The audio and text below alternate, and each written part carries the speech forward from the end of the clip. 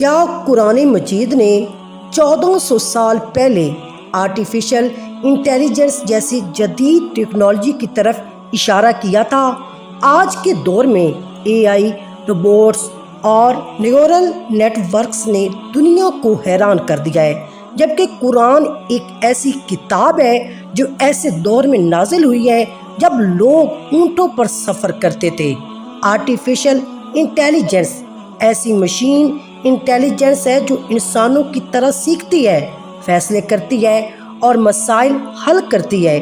اس کی مثالیں chat G P T, self driving cars, cancer کی تشخیص میں مدد اور انسانی نما روبوٹس ہیں۔ سوال یہ ہے، کیا انسان نے ذہانت تخلیق کی ہے یا صرف اللہ کی دی ہوئی ذہانت کی نقل کر رہا ہے؟ قرآنی آیات اور ٹیکنالوجی کا تعلق کیا ہے؟ سورہ رحمان میں اللہ فرماتا ہے، اگر تم زمین اور آسمان کی حدود سے نکل سکتے ہو تو نکل جاؤ، مگر ایک خاص اختیار کے بغیر ایسا ممکن نہیں۔ جدید مفکرین اسے سائنس اور ٹیکنالوجی کی طاقت سے تعبیر کرتے ہیں، جس کے ذریعے انسان آج اسپیس مشینز کنٹرول کر رہا ہے۔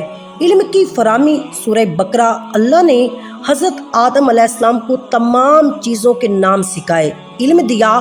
اے آئی بھی یہی کام کر رہا ہے، ڈیٹا کو کلاسیفائی کرنا، پیٹرن سمجھانا اور چیزوں کی شناخت کرنا۔ لیکن فرق یہ ہے کہ اے آئی کو ڈیٹا انسان دیتا ہے اور انسان کو علم اللہ عطا کرتا ہے۔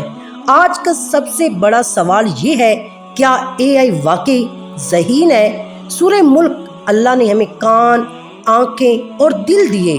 اسلامی اسکالرز کے مطابق انسانی شعور صرف ڈیٹا پروسیسنگ نہیں، بلکہ اس میں جذبات، روحانیت، اخلاقیات اور روح شامل ہیں۔ اے آئی شاعری کر سکتا ہے یا پینٹنگ بنا سکتا ہے، لیکن وہ سجدے میں رو نہیں سکتا، اللہ کا خوف محسوس نہیں کر سکتا اور نہ ہی دعا کر سکتا ہے۔ محققین کا ماننا ہے کہ آخری زمانے میں ٹیکنالوجی بہت خطرناک ہو جائے گی۔ ڈیپ فیک ویڈیوز، آواز کی نقل اور انسانی رویوں کی پیش گوئی نے سچ اور جھوٹ میں فرق کرنا مشکل بنا دیا ہے۔ احادیث میں بھی ایسے فتنوں کا ذکر ملتا ہے جہاں حق اور باطل کو پہچاننا مشکل ہوگا۔ ٹیکنالوجی خود بری نہیں، مگر اس کا غلط استعمال انسانیت کے لیے خطرہ ہے۔ اسلام نے جاہلیت کی بجائے تعلیم پر زور دیا ہے۔ سورہ علق میں اللہ نے فرمایا، پڑھو اپنے رب کے نام سے۔ اے آئی بھی ایک علم کا ذریعہ ہے، لیکن بغیر حکمت کے علم خطرناک ہو سکتا ہے۔